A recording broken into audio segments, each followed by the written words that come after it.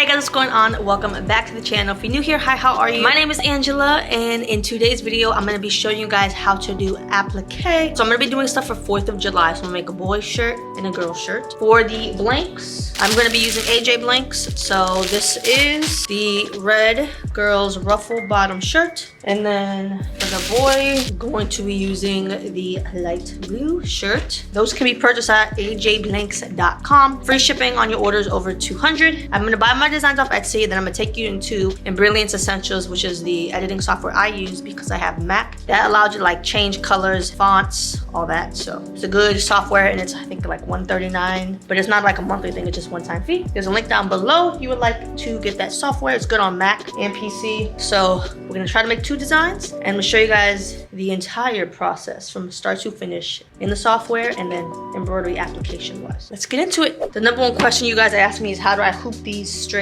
Now I've been doing this so long, I can eyeball them, but since this is a tutorial, we'll go all the way. So you fold it in half, and then we're just going to heat press both of them to get a center crease. I'm not a fan of heat pressing ruffles, but we'll do what we gotta do for the video so you guys can see the process. Or if you have like a mini iron, you can just use a mini iron and get the crease on this one. Let's go over to the heat press. All right, so I'm gonna place these on the heat press. This dang on crease playing with me today. So I'm gonna press, just for a second. Now you will notice red shirts do discolor when pressed, but they go back. It was dyed. They go back to normal after. So now we have a center crease. I don't know if you guys can even see it on camera, but there's a crease going down the middle in both of the shirts, and you use that with your hoop. So I use the 8x9 inch mighty hoop. It doesn't come with the backing holder. You can purchase the backing holder separately. And I have poly mesh stabilizer that I'm gonna use. I cut this to size. It usually comes on a roll on Amazon. It's linked down below. And if you want free shipping on your mighty hoops, use code KidsCustom. There is a link down below as well. I'm just going to use the backing holder and put this over. We're going to hoop it.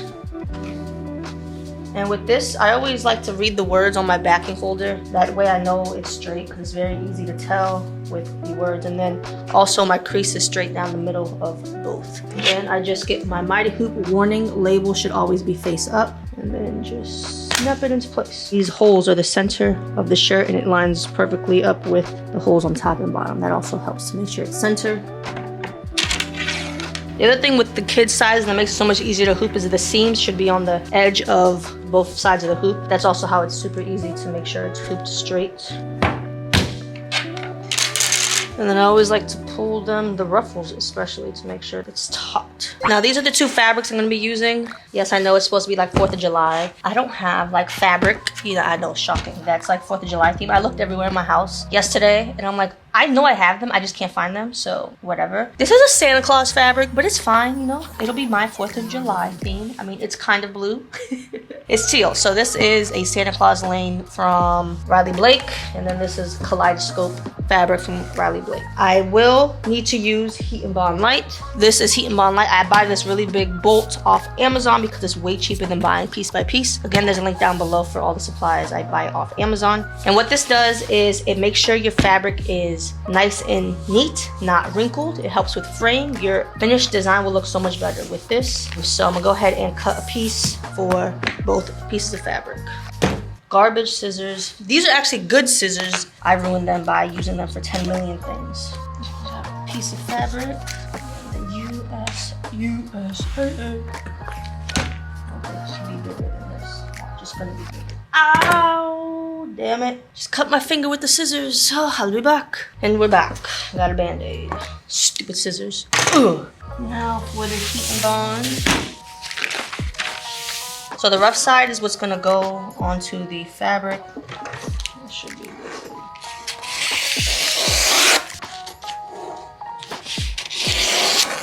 Alright, now I'm gonna heat press them for about 5 seconds. The heat press is at 311 degrees. You wanna make sure you use a Teflon sheet. 1, 2, 3, 4, 5. Ooh, hot. Oh, look, I got some on here. Now we just peel it off. and it'll be shiny. So this is adhesive, and when you put the fabric down, you put the fabric face down. Obviously. Well, I can't say obviously, some people don't know. And then peel this one off. Dang, Keenan blowing his nose so loud, like I'm not recording the video. He need to keep his boogers in his nose till I'm done. All right, now let's go get these designs loaded onto the machines. I was trying to pick the thread color that matches. In my head, I thought this was like a lighter navy, like this fabric, but it's dark as heck. So I have to use this. This is like a almost black. But you know what? With the red and the shirt's blue, it should be fine, but this just wouldn't match. Hey guys, so this is the Embrilliance Essentials. This is the software that I use to edit my designs. So I'm gonna go ahead and find the design that I downloaded from Etsy. We use a 6x10 size PES, drag and drop. So definitely don't know why the colors look like that. Definitely should not. The teeth should be white, so let's go ahead and change these colors. 1801, switch it to blue. The eyeball, this should be white or black. That looks weird. It needs to be black. Right, and then red, white, and raw. So that's how I want it, and that is how you make the design. So here are the steps on the side. So first it's going to stitch out the teeth, then it's going to do the outline for the dinosaur, which is the placement stitch, then it's going to do the tack down stitch in red, and then the final stitch in blue, and then it's going to do whatever you call those feet, claws, eye, outline. Cool. So that's one design, so we're gonna save that. Next design is a USA script zigzag, and maybe the 8x8. That might be a little bit too big. Let's see, about the 6x10. That's too big. 5x7.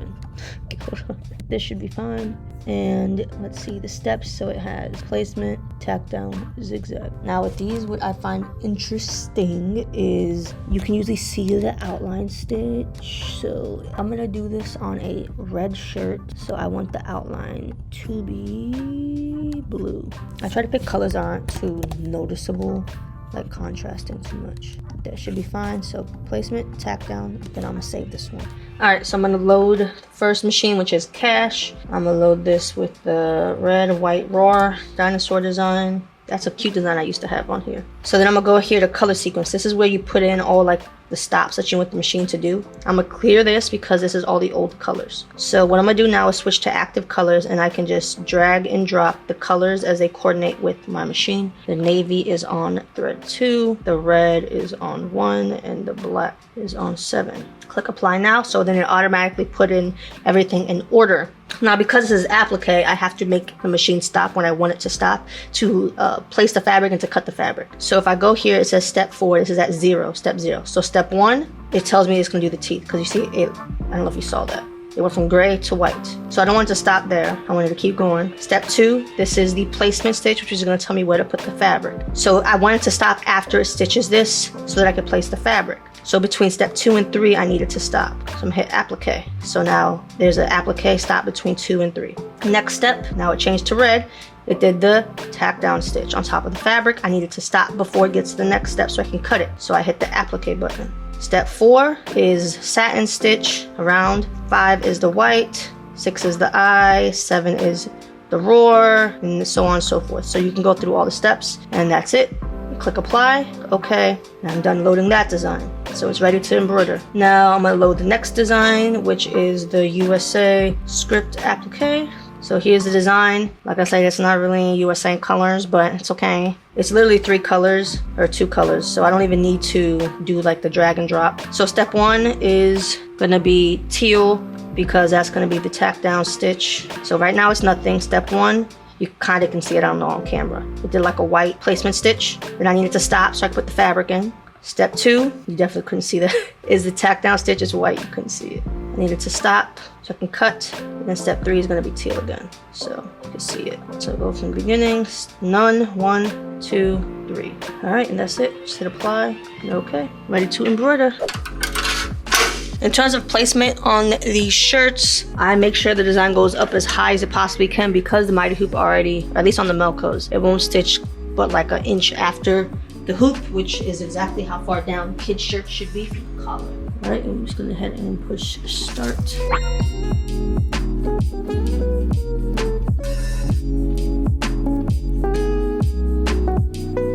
Alright, like I said, this is the placement stitch, so I know where to place my fabrics. And here's the fabric.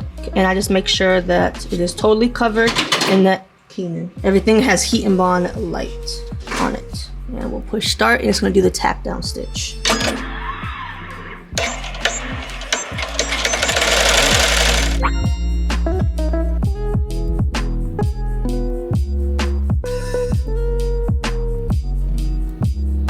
All right, and now we need to cut it. And I'm gonna go ahead and start this one. And this is gonna do the same thing, placement stitch for the fabric.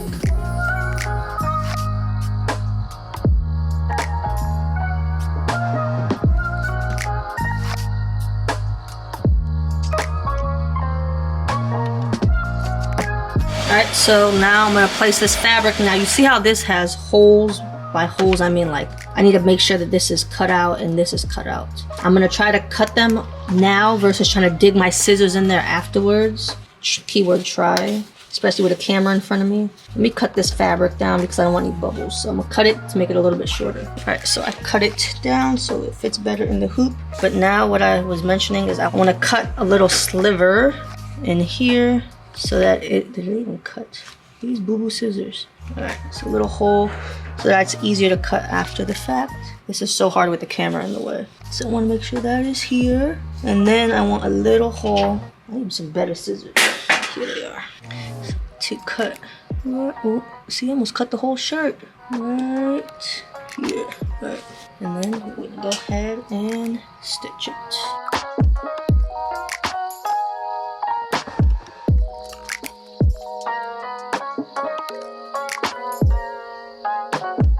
All right, it came out because now they're both ready to cut. All right, so I'm gonna start with the dinosaur. I'm trying not to block y'all, but I probably will. I'm gonna try not to. So these are Fisker curved scissors. They're just my favorite. I've used these from the beginning, but these are kind of old and crusty. But it's what I like to use. I'm just gonna cut as close as I can without cutting the red stitching. And moving the hoop definitely helps versus trying to move your arm in very awkward positions. Because this one has a satin stitch, which is a thick stitching after the fact, it doesn't have to be like as precise as the other one I have to do because the other one is only a zigzag stitch. So that one has to be cleaner, and I'm not like the best with that.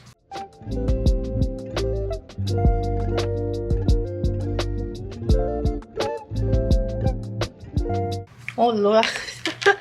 I thought I cut it, but it's the teeth. Oh, that scared the mess out of me. This one's ready to go back on the machine. And then I'm gonna cut this one. This one's gonna definitely be harder to cut because it has to be a clean cut, and that's not a skill I really possess. But we'll see how it turns out. My Christmas 4th of July fabric.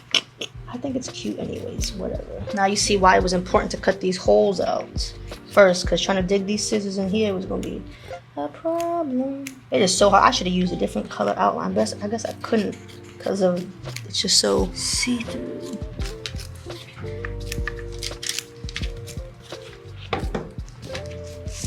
I feel like I'm on a roller coaster going round and round. What am I even doing?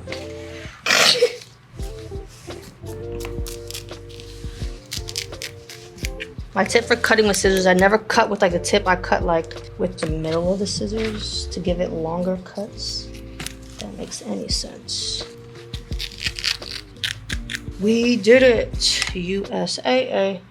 All right, let's put these back on the machine. So this one's just gonna do a zigzag stitch around. So this is gonna be really quick. This is a great design if you get like a lot of orders and it's just a zigzag stitch. So it probably takes like a 4-minute stitch time total. This one's definitely gonna take a bit longer, but this is something that I would charge like 25 to 30 bucks for. Versus this, it's so quick, I would do maybe just 20. All right, let's get them on the machine.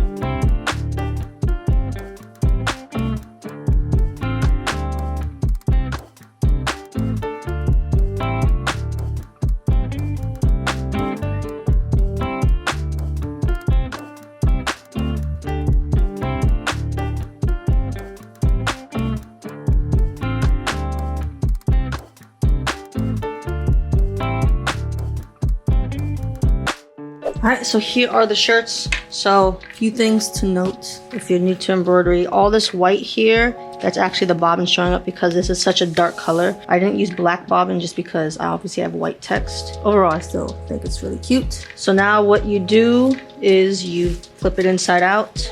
You will cut all the extra threads and cut around it. And then we will use Tender Touch, which will cover the stitches because this stuff is for kids. So let's get to cutting.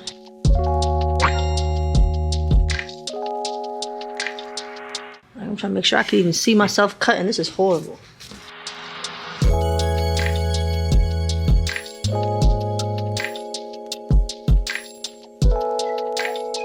Scissors are some boo-boo garbage. Oh my goodness. New scissors need to be ordered. I can't live this life. Alright, let's get the Tender Touch.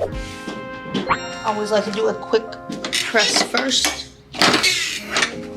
Tender Touch goes hard side face down. And then always use a Teflon sheet because it is sticky. Alright, you flip it right side out, I don't know, the other way. And then you heat press the front of it because again, this had heat and bond light on it. And now you can see like it's bubbly and wrinkly, so gotta heat it from the other side so it will be nice and flat. There we go, see? Now it's nice and flat and crisp.